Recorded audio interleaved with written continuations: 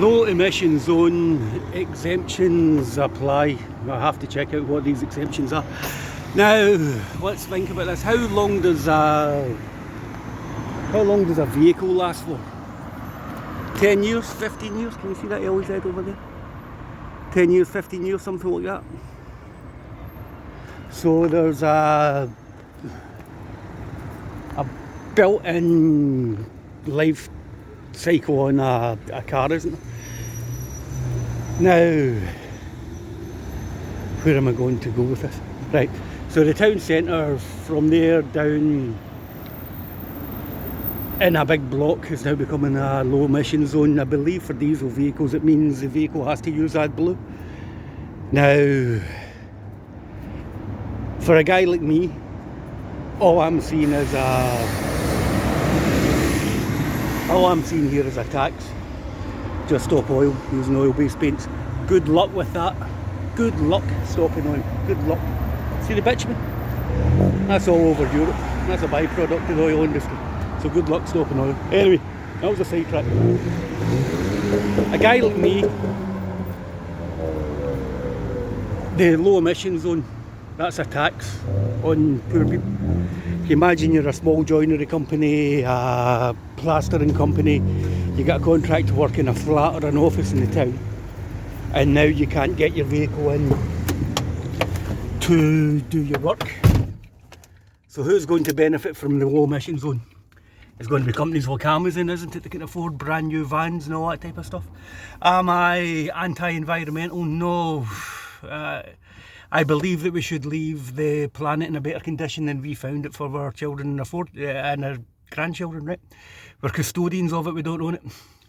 So why am I ranting about the low emission zone? It comes in June the 1st. I'm going to have to take a bank loan out. I'm going to have to sell this van, which is fine. There's no reason why I should have to sell it. This van will be lucky if it lasts another 5 or 6 years, right? We've seen from the work I've did in the old Sprinter up in the workshop, that's 20 years old. The faulty pieces and the repairs on them are uneconomical. So vehicles have got a lifespan in it. Imagine you're not very good with walking, or you've got a member of your family that's disabled, you've got an older vehicle again. That's going to whack you right in the backside, isn't it? Will the government ever take its jackboot off our necks? Will they ever give us a break? We've just went through 2 years of coronavirus, where every business in the UK suffered, apart from Amazons and Safeways and Tesco's and all the usual massive multinationals. 2 years of that. Then we decided to sanction Russian oil and gas. Not that Scotland needs that, we're floating in oil and gas, but Scotland never sees the benefit of the oil and gas.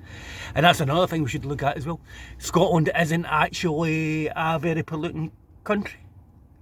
I read the other day that it produces 5 times the amount of electricity it needs from wind turbines. And I'm not having a guilt trip because of the oil and gas, because Scotland doesn't see the benefit of the oil and gas, do we? We get about 9 or 10% of the value of whatever profits the oil companies make. It's buttons. We should own that infrastructure. So where was I going with this? If you're a small businessman like me, I'm now looking at another £5,000 or £6,000 bank loan. God knows how long that's going to take me to pay off if I want to continue going into the town centre of Glasgow. When I work in the bigger venues, it does require me to drive in and out the town centre. I'm nearly 60-year-old. I don't want to take on more bank loans. I hate bank loans.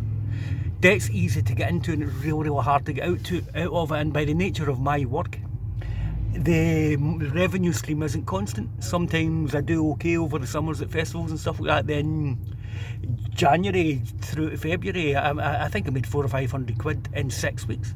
So I don't like taking on bank loans. I don't have a constant income that I can constantly think, well, I can pay £200 or £300 a month to that. I've always been a guy that preferred saving up money and buying stuff as I needed it. So with 2 years of coronavirus, energy prices went absolutely bonkers, and that was a political decision. Russia never sanctioned Europe. Europe sanctioned American energy so we could pay more money to buy American liquefied natural gas. So that's an absolute racket. 2 years of coronavirus, a year of the war where energy prices go absolutely bonkers, and now, I don't know if it's the Glasgow Council or the Scottish Government decide to bring in this nonsense. It's absolute, it's I was going to say bullshit there, but I don't like swearing on my channel. It's bullcrap, right? The single biggest polluting thing on the face of the planet is the American military. Try getting them to become less pollutant. America uses 20% of the world's hydrocarbons, and I think it's got about 3% of the population. Try getting them to give up 70% of their oil usage. They will not do it. The American government blew up the Nord Stream pipeline. It released 400,000 tonnes of methane into the atmosphere, and I'm getting hit with having to buy a new van. I mean, is that a comedy show?